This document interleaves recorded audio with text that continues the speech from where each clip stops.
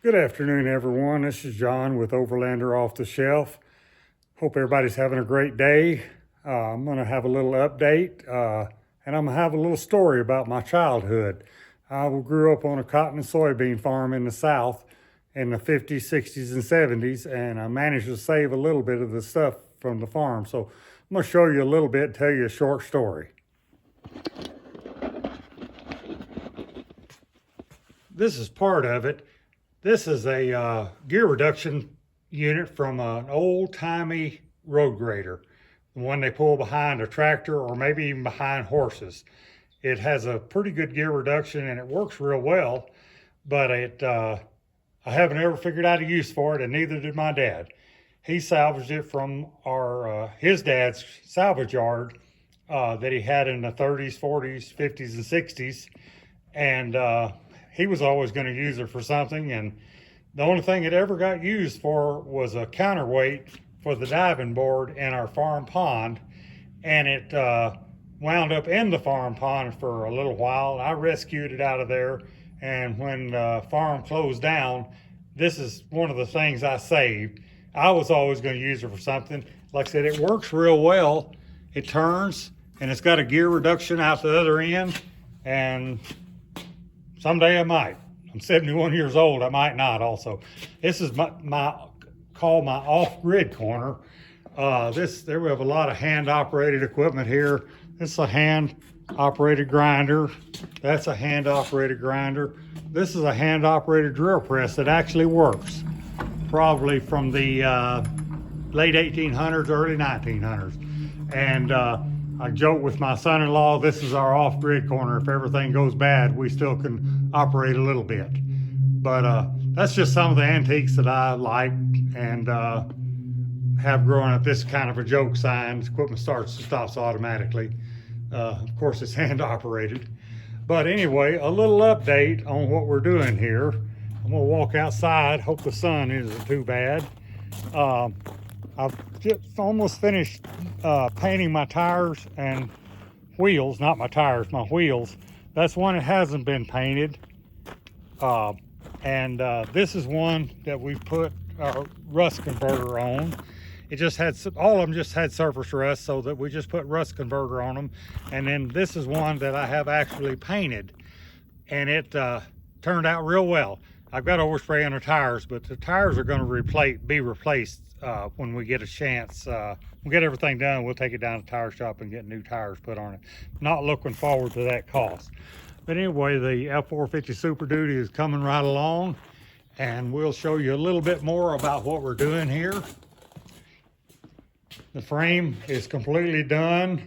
Rust converted it, painted it with flat black rust paint, and did the same thing with the hubs.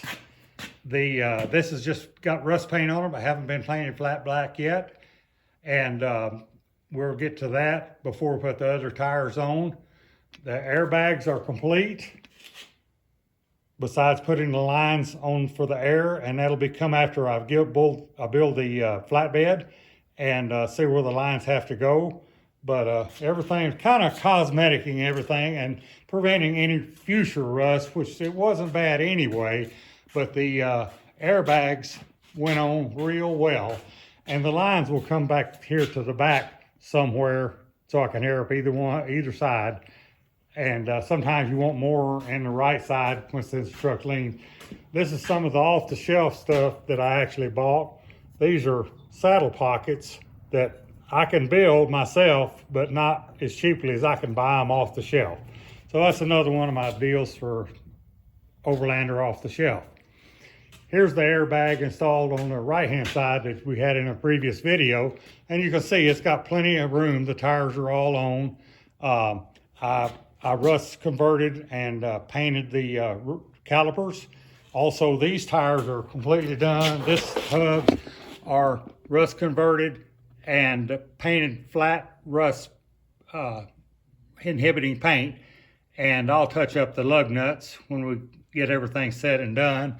But anyway, everything is coming right along. I'm looking forward to getting the bed built. Gonna be about 14 foot to the very back of the bed itself, which is going to be about a foot, maybe a foot and a half beyond the frame here.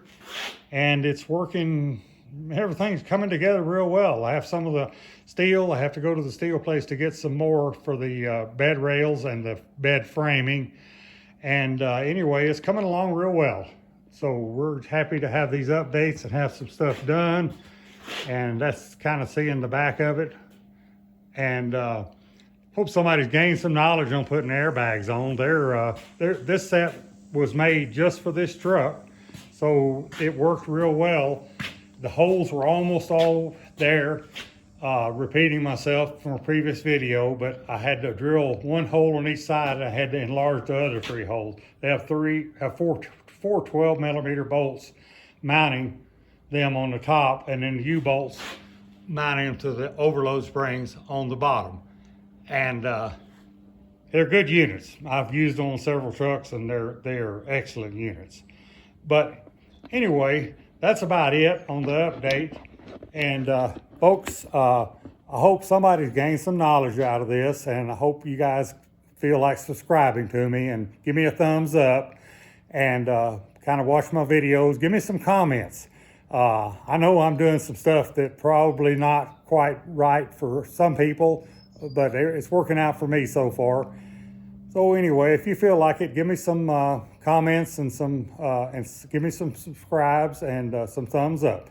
Hey, thank you very much, and you guys have a nice day. Talk to you later. Bye.